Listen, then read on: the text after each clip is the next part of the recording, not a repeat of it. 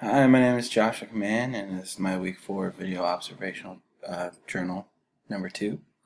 Um, in this video, I'll be going over EBPs discussed in the IRIS module, which ones I'm familiar with, which ones are new, and which ones I would be interested in learning in. Being an RSB teacher, I mostly deal with students that are high functioning on the spectrum. A lot of my kids are inclusion students. I don't work with special day class students, but students I usually work with are under case managed by our inclusion specialists as well. They usually come to me in the learning center for about 2 times a day for ELA and math. And during that time, I usually get to use a few of the evidence-based practices that were listed on the IRIS module. Of course, I haven't used all of them. A lot of them are practices that you'd probably use with more severe students on the spectrum. A few of the ones that I'm familiar with are functional behavioral assessments. Majority of the time when I have been involved in a functional behavior assessment, it was for a student with that was under the category of emotional disturbed, or just a student that needed that assessment done to see if they needed a behavior intervention plan. As well, I've used modeling. It's something I do for more of a behavioral aspect of modeling how to treat others. It's kind of something we do often on my campus. We even have a day designated to go over school routines and how to treat others.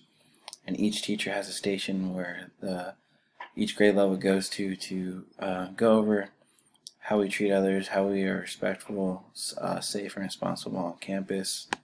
As well, I use prompting.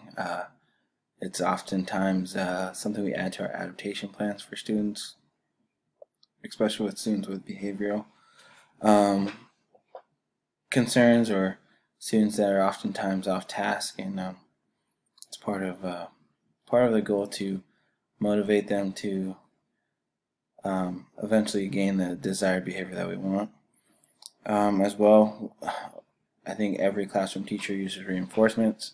I myself do as well. We oftentimes hand out paw prints, or you give positive praise for working hard and doing the things that we want our students to do in the classroom.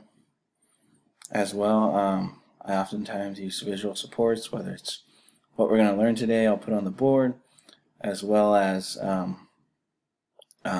using manipulatives and graphic organizers to help guide students with their work. Another thing that I've used as a para before I was a teacher was PECS, the Picture Communication Board. I only used it with a few of the students as a para. It's more of I've observed students doing or using PECS, and it was a good way for them to communicate their wants and needs in the classroom, as well as being able to communicate good morning or any basic communication they wanted to with the teacher or their para that they were working with. The evidence-based practices that are new for me are social narratives. I've never actually observed someone using one or been a part of a group using a social narrative. As well, antecedent-based interventions. I know it's something we talked about last week in our discussions, but I think it's something that I did not knowing I was doing it, so I put it as something that was new for me. Obviously, there's a lot of antecedents that we do just to make sure that we are keeping a constant routine or keeping the behaviors that we want in class, and we will oftentimes make sure our classroom set up in a way to prevent those behaviors from happening. As well, discrete child training. It's something I remember learning through college and doing my student teaching, but it's something I haven't used and would like to observe in probably in a special day classes where you would see that being used in the classroom. And video modeling. I know we do a lot of modeling, but I don't often use videos to model things, but I feel like that'd be a good way, especially with today and how kids learn, and a lot of kids like the visual aspect of watching something to understand how to do something. Um, the ones that I would be interested in learning are social narratives and video modeling. After watching the Iris modules and watching, I believe it was me, I'm not quite sure what the name was again, but the mother that was helping her daughter understand social cues through a social narrative and understand social situations, and being able to help provide that understanding for their child. It'd be something I would love to get the chance to do with a kid that was on the spectrum. Hopefully it's something over time that I will get a chance to use, as well as video modeling. Kind of reviewed that as well. I think it would be a great tool to have to use with students and show them how they can learn through visually learning. And I'm not quite sure if that's exactly what it is, but I would definitely like to do more research on it. After watching Faces of Autism, I thought this was a great read, as well as the videos were great examples of just the variety of students that are on the spectrum.